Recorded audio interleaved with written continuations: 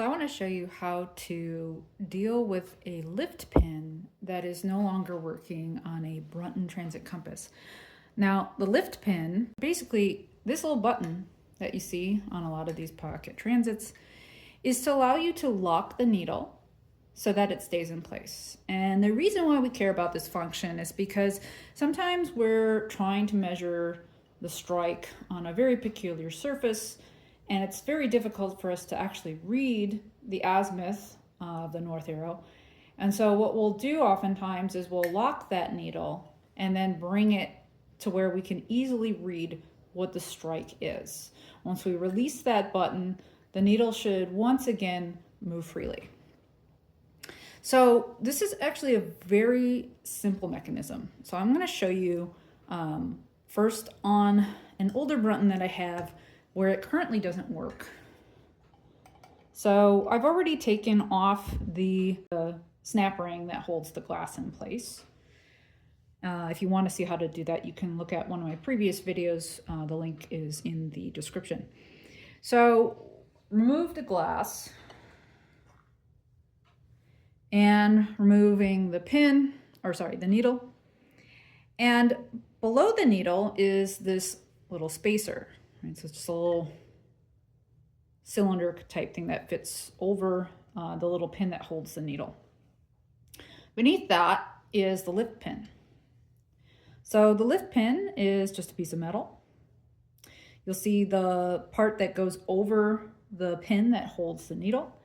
And then this is the part that essentially is operated by the button. And you'll notice that the rubber part of my button is gone, but that's okay.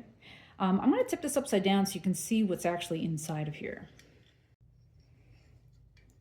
So it's a little hard to see, but when I tip this upside down, you'll notice that this pin is now sticking out. Right? If I can push it in, and then I can jostle it around and it'll pop back out. So let me try to show you how this works. So I tried to do a little sketch. So basically you have this metal cylinder. This goes up and down within the Brunton.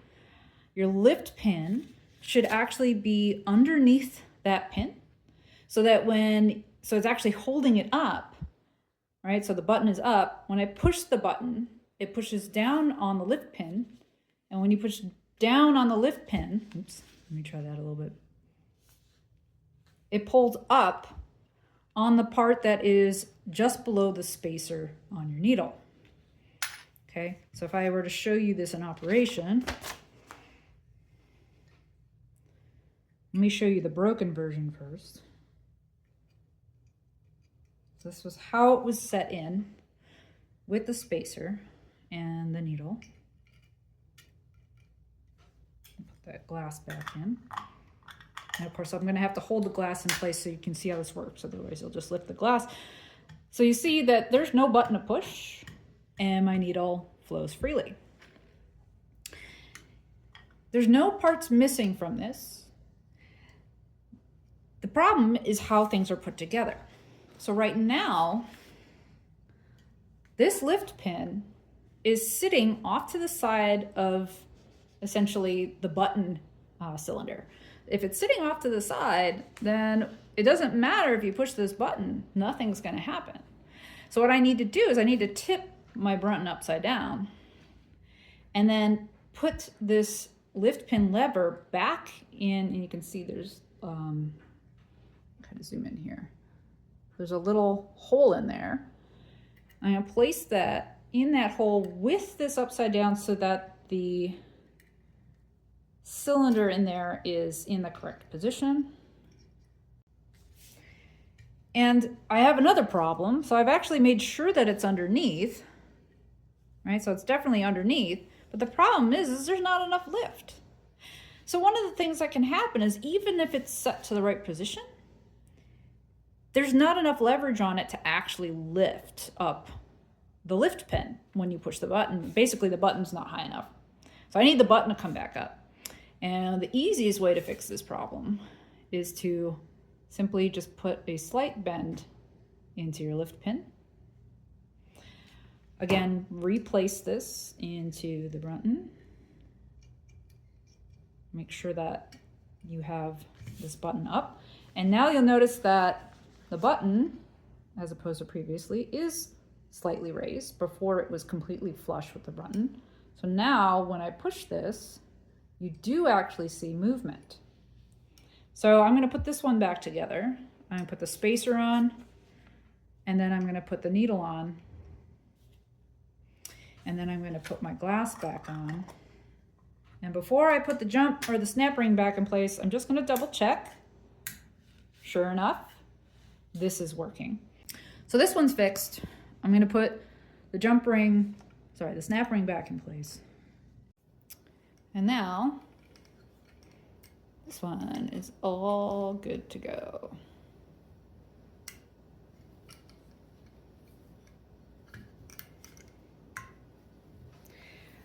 So now I want to show you the Brunton that actually inspired this video. So this was actually sent to me by a viewer.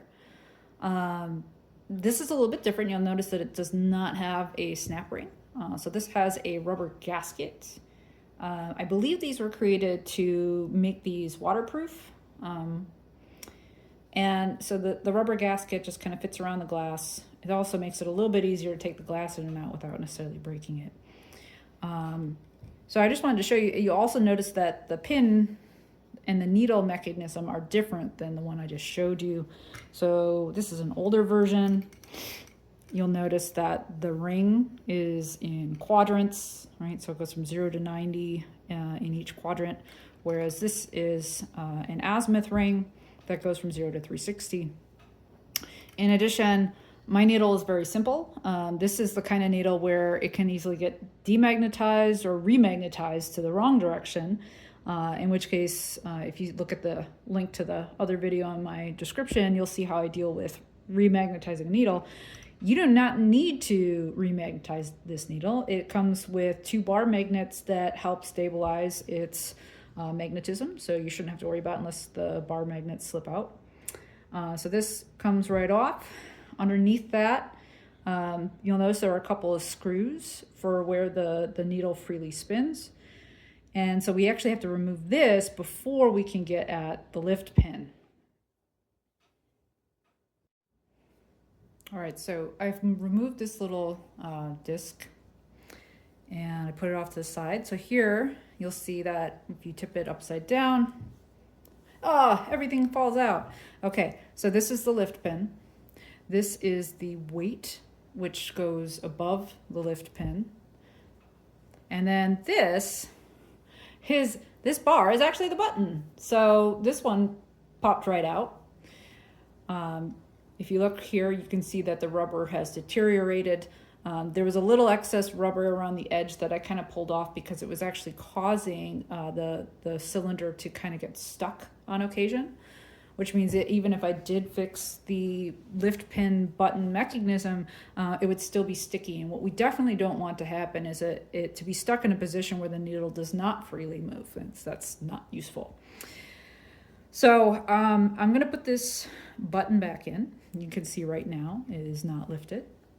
So I need to, just like in the last one, I need to flip this upside down. But because I know that this button cylinder can slide right out, I'm going to keep my finger over that. And here's where, there it is. So we're going to put that back in there. I'm going to get the lift pin underneath that cylinder as I'm also sliding this over the pin that holds the needle. So now you can see that when I push the button's not sticking out a lot, but sticking out enough that you can actually see that lift pin move when I press on it. Okay, so I want the button to maybe stick out just a little bit more than that. I'm going to just put an ever so slightly bend in this lift pin, and that should help bring that button up a little bit more.